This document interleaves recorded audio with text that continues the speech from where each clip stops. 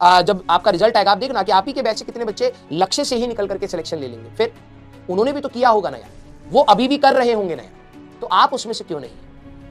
जो ठेला चला रहा है, जो समोसा तल रहा है, जो अपने घर के लिए फाइनेंशियल सिचुएशन देख रहा है, उसको समझ आ रही है कि पापा ने किस तरीके से बैच लिया है, तुम उनसे नहीं लड़ सकते भाई। वो बहुत स्ट्रॉन्ग माइंड है। परमानेंट मेमोरी में शिफ्ट, कुछ बच्चों को बहुत कम रिवीजन की रिक्वायरमेंट होती है, कुछ बच्चों को बहुत ज्यादा रिक्वायरमेंट होती है। अगर आप एक ऐसे स्टूडेंट है जिसको बहुत ज्यादा रिक्वायरमेंट है रिवीजन की और आप नहीं कर रहे जानते हुए भी, तो आप गड्ढे में ही तो गिर रहे हैं। समय रहेगा, कोशिश करना है बेटा कि आप अपना मैक्सिमम से मैक्सिमम क्लास 11th को पकड़े, क्योंकि 11th का सिलेबस फिजिक्स का, केमिस्ट्री का, बायो का बहुत ज्यादा है as compare to class 12th। आप में से जितनों को भी सिलेक्शन चाहिए, एफर्ट्स लगाने पड़ेंगे। आपको भी पता है नीट के एग्जाम में कई सारे बच्चे ढंग से एफर्ट्स नहीं लगाते हैं, और वही तैयारी जो 2 साल में कई बच्चे कंप्लीट करते हैं, उनको 3-3, 4-4, 5-5 साल तक लग जाते हैं इसी लूप में रहते हुए। तो आप प्लीज अपने एफर्ट्स को बहुत अच्छे तरीके से लगाइए। मुझे पता है कि बीच में अभी क्या होता है ना कि थोड़ी हवाबाजी रहती है बच्चों के अंदर, ये करेंगे वो करेंगे, ऐसे हो जाएगा वैसे हो जाएगा, बाद में ऐसा लगता है पूरी 11वीं ही खराब कर ली। ठीक है, ऐसी सिचुएशन ना बने तो बहुत बेहतर रहेगा। आप लोगों का 12वीं क्लास का जो भी सिलेबस है वो नवंबर में खत्म हो जाएगा। उसके बाद आपको इनफ टाइम मिलेगा, मेरे वर्ड्स को ध्यान से सुनिएगा, इनफ टाइम मिलेगा। दिसंबर है, जनवरी है, फरवरी है, मार्च है, अप्रैल है, आपके पास 5 महीने कहीं ना कहीं रहेंगे कि आप 11th, मैं इसीलिए कह रहा हूं कुछ बच्चों का जिनका 11th थोड़ा बहुत खराब भी हो रहा है, बिल्कुल पैनिक नहीं करना है। रीजन बीइंग आपको इतना इनफ टाइम मिलेगा कि आप उसको रिवाइज जब करेंगे, क्योंकि अगर आपको बिल्कुल नहीं आता हो तो बहुत दिक्कत है, लेकिन अगर आपको थोड़ा थोड़ा आता है, थोड़ी प्रैक्टिस कम है, तो आपको इनफ टाइम मिलता है कि आप प्रैक्टिस कर करके सुधार ले जाएंगे। तो अभी अंडरस्टैंडिंग पर रखिए और मैक्सिमम क्वेश्चन प्रैक्टिस पर रखिए। कुछ चीजें छूट जाएं, कुछ चीजें ना समझ आए, लोड नहीं लेकर के पढ़ना है, क्योंकि हमारे को रिवीजन का पर्याप्त समय मिलता है। जेई वालों को इतना समय नहीं मिलता है। नवंबर में सिलेबस खत्म होता है, 1 महीने का टाइम मिलता है, उस समय प्री बोर्ड्स चल रहे होते हैं, उसी समय जेई मेंस आ जाता है। आपकी ऐसी सिनेरियो नहीं है, तो लकीली आपके पास एक अच्छा खासा समय रहेगा। कोशिश करना है बेटा कि आप अपना मैक्सिमम से मैक्सिमम क्लास 11th को पकड़े, क्योंकि 11th का सिलेबस फिजिक्स का, केमिस्ट्री का, बायो का बहुत ज्यादा है as compare to class 12th। 12th में सिलेबस कम है, समझ रहे हैं?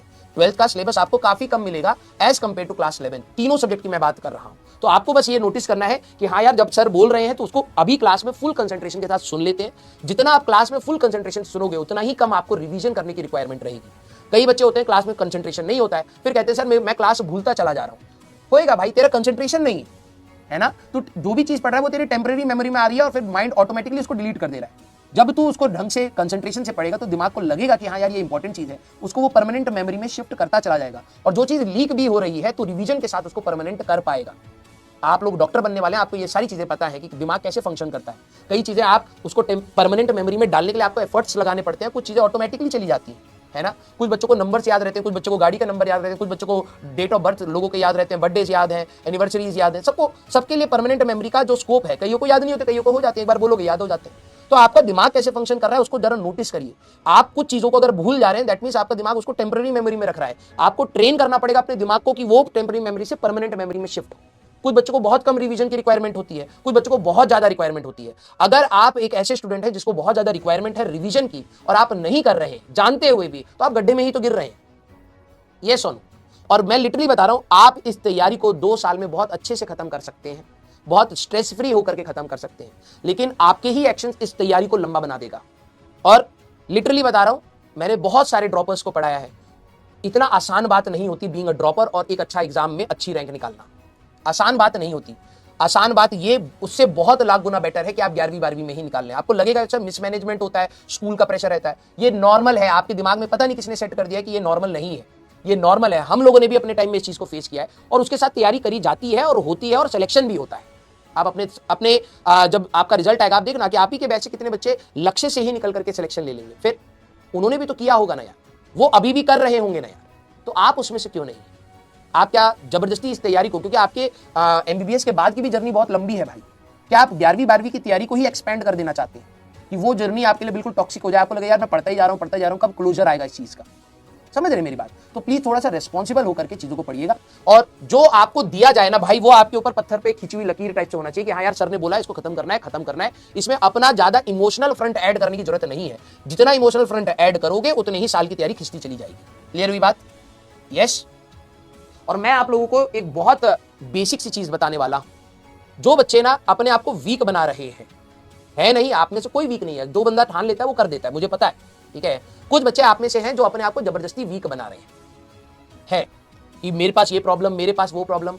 बेटा उन बच्चों से तुम नहीं लड़ सकते। तुमने बहुत सारे सिलेक्शन देखे, जो ठेला चला रहा है, जो समोसा तल रहा है, जो अपने घर के लिए फाइनेंशियल सिचुएशन देख रहा है, उसको समझ आ रही है कि पापा ने किस तरीके से बैच लिया है, तुम उनसे नहीं लड़ सकते भाई। वो बहुत स्ट्रांग माइंडेड होते हैं और वो सारी रैंक खींच करके ले जाएंगे। अब बिलीव मी, आपको उन लोगों से लड़ने के लिए बहुत हिम्मत चाहिए। आप बहुत कंफर्ट में हो, आप उनको नहीं हरा पाओगे। अगर आप अपने आप को वीक बनाते चले जाओगे, सभी के लिए लाइफ में प्रॉब्लम्स होती हैं, लेकिन अगर वो अपनी प्रॉब्लम्स के साथ जी रहे हैं, लड़ रहे हैं, फाइट कर रहे हैं, सीख रहे हैं, और आप दूसरे एंड पर कंफर्ट के साथ भी एक्सक्यूज बना रहे हो, बिलीव मी, आपके पास कोई जगह नहीं बचने वाली। वो छीन लेंगे आपसे सब कुछ।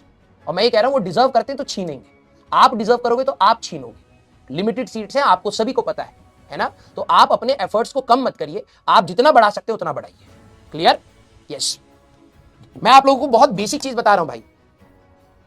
मैंने बच्चों का जब वो स्टोरी सुनता हूं ना, मेरे को ऐसा लगता है कि भाई इनसे कौन जीतेगा भाई। अगर ये हमारे टाइम में शायद वैसा ऑप्शन नहीं था कि फाइनेंशियली जो इतना वीक हो उसके पास इतना ऑप्शन हो पढ़ने का, आज की डेट में है। वो बैच नहीं ले पाएगा, वो यूट्यूब से पढ़ लेगा, टेलीग्राम से कुछ ना कुछ जुगाड़ करके पढ़ लेगा। तुम ये सोचो कि वो बच्चा भी अगर सेलेक्ट हो पा रहा है, ठीक है, तुम उससे अपने एक्सक्यूजेस के साथ जीत पाओगे उससे? सोच लो एक बार। जो बंदा इतना एग्रेसिव है अपने करियर के लिए, उसको मौका नहीं मिल रहा है, तब भी वो मौके ढूंढ करके निकाल ले रहा है सिलेक्शन। तुम अपने एक्सक्यूजेस के साथ उससे लड़ पाओगे? नहीं लड़ पाओगे, कभी नहीं लड़ पाओगे, क्योंकि अंदर से तुम्हारे सेल्फ डिटर्मिनेशन होनी चाहिए। वो अगर आपके अंदर मिसिंग है और आप बहुत जल्दी डेविएट हो जाते हो ना, बिलीव मी, आप बहुत बड़े गड्ढे में गिरोगे। और ये सिलेक्शन, मैं लिटरली बता रहा हूं, ये सिलेक्शन लेना इसलिए कठिन है क्योंकि बच्चे टिकते ही नहीं। बहुत सारे बच्चे हैं सर, इतने सारे बच्चों में सिलेक्शन गया। आधे बच्चे तो हर दिन गिव अप कर रहे हैं। टिकोगे तो अपने आप सिलेक्शन हो जाएगा। और आखिरी का गेम सिर्फ टिकने का होता है। स्टार्टिंग तो हर कोई बहुत बढ़िया करता है, जोश से करता है, बीच में ही तो टिकने वाली बात आती है। और कई बार लड़ाई आगे जा करके नहीं लड़ी जाती है, वहीं खड़े होकर के लड़ी जाती है। जो कभी भी मिड ऑफ द सिलेबस है ना, तो आपको टिके रहना है और वही वहां पर जीत है। समझ रहे हो? तो कई बच्चे जो गिव अप करते हुए जा रहे हैं, मेरे से नहीं हो रहा, तो भाई छोड़ते चले जाओगे और क्या होगा।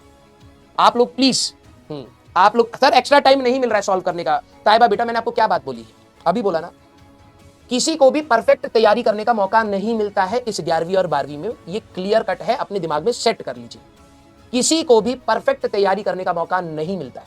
आप ये इमेजिन करोगे कि भाई मेरा स्कूल अच्छे से चलेगा, मेरे मार्क्स अच्छे से आएंगे, मुझे सारे सब्जेक्ट समझ आएंगे, सारे टॉपिक्स क्लियर होंगे, सारे चैप्टर रहेंगे, बैकलॉग नहीं होगा, डीपीपी सारी सॉल्व हो जाएंगी, टेस्ट में, ऐसा कुछ नहीं होता है। This is the real life. Ups and downs are the parts, right? तो आपको अगर प्रैक्टिस करने का जिस दिन मौका मिले उस दिन के लिए तैयार रहिए, उस दिन करिए। जिस दिन नहीं मिल पा रहा तो नहीं मिल पा रहा भाई। 24 घंटे फिक्स है, आपने जितना कोशिश कर पाए, नहीं हो पाया। लेकिन कई बच्चे जो टाइम होते हुए भी नहीं कर रहे, मैं उनको कह रहा हूं भाई, बहुत बड़े प्रॉब्लम में फंसोगे। और आपका जब सिलेबस खत्म होगा, you will get enough time for practice. लेकिन लर्निंग, कई बच्चे क्या करते हैं, सिलेबस खत्म हुआ अब पढ़ना स्टार्ट करेंगे। सर 11 तो बिल्कुल ही खत्म थी, तो भाई अब तेरे लिए T=0 है, दूसरा बंदा प्रैक्टिस स्टार्ट कर रहा है, तू कहां से लड़ेगा भाई? बता। ये आप लोगों के साथ प्रॉब्लम होगी, मैं लिटरली बता रहा हूं। जो बच्चे पूरा गबाड़ा कर देते हैं, लालच के चक्कर में ये कर लूंगा वो कर लूंगा, पूरा गबाड़ा कर लेते हैं, वो T=0 फिर से स्टार्ट करते हैं 11वीं जब 12वीं खत्म होती है। कम से कम उस सिचुएशन में मत जाइए।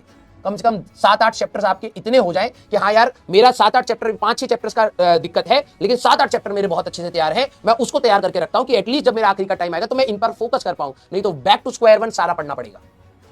ठीक है?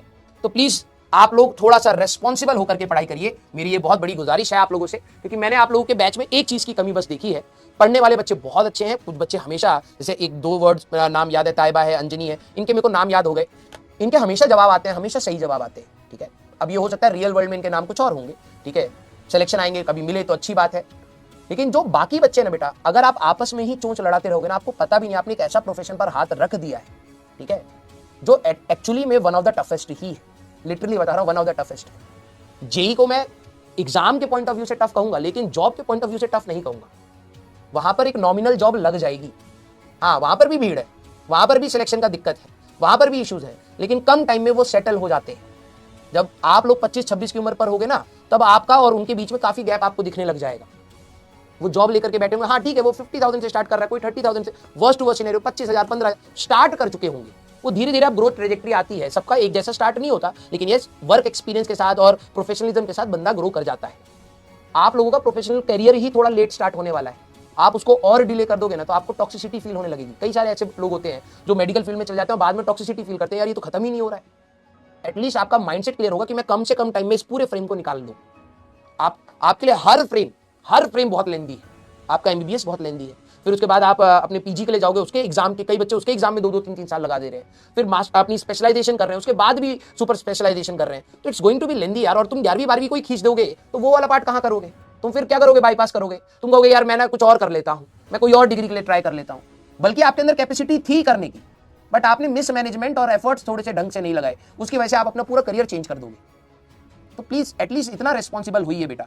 मैं जेई वालों के बच्चों को नॉर्मली समझता हूं कि ठीक है, अगर वो नहीं भी कर रहा है ना, ठीक है, तो वो कहीं ना कहीं ऐसी जगह पर, क्योंकि मैं उस करियर से निकल करके आया हूं, आई नो कि कर लेता है बंदा, ठीक है। कॉलेज में जाने के बाद 2-3 साल के अंदर ही चीजें समझ आने लग जाती हैं कि यार ये अगर अच्छा नॉमिनल कॉलेज है, मैं बहुत बेकार की बात नहीं कर रहा हूं, बहुत बेकार में तो किसी में भी कोई ऑप्शन नहीं है, ना इंजीनियरिंग है, ना मेडिकल है, ना कॉमर्स, कहीं पर भी आप बेकार कॉलेज में हो आपको कोई ऑप्शन नहीं मिलने वाला। लेकिन यस, अगर एक नॉमिनल कॉलेज में थोड़ा सा पढ़ने वाला मेहनती बच्चा है तो वो वहां से कर ले जाता है। इंजीनियरिंग में कम टाइम में वो धीरे धीरे सेटल होना स्टार्ट हो जाएगा, आपका टाइम ज्यादा लगेगा बेटा। तो प्लीज आप ऐसी सिचुएशन मत बनाइए कि ये खींच दे। मैंने आपके कमेंट्स पढ़ता हूं तो मेरे को ऐसा लगता है कुछ बच्चे शायद अपने लिए इतना बड़ा गड्ढा क्रिएट कर रहे हैं, इतना बड़ा गड्ढा क्रिएट कर रहे हैं, इससे निकल नहीं पाएंगे।